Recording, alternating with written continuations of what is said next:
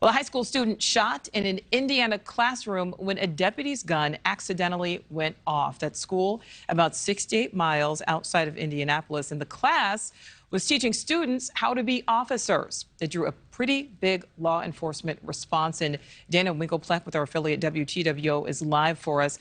Dana, what's the student's condition? Well, I am told that the student has what's called superficial injuries that are non-life-threatening.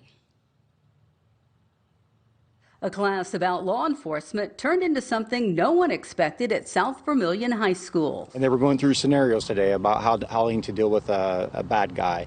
According to Indiana State Police Sergeant Matt Ames, that's when the class's instructor, longtime Vermillion County Sheriff's Deputy Tim Despinnett, accidentally discharged his service weapon. First aid was immediately administered to the student. The student suffered what is described as superficial injuries that are non-life-threatening.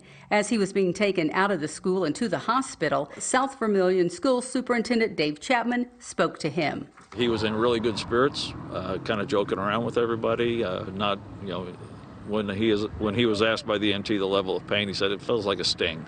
Chapman says normally plastic dummy guns are used as part of the class, and the deputy had been teaching it for 3 to 4 years. In this situation, it was a mistake that was made on behalf of the sheriff deputy. State police are investigating the incident and treating it just as they would any other case. We will be talking to every student that was inside of the classroom, and we'll also be speaking with the deputy who was instructing the class, and then we have crime scene investigators that will be going through the classroom, taking all the evidence. Sergeant Ames says that once the investigation is complete, they'll turn the information over to the Vermillion County Prosecutor's Office.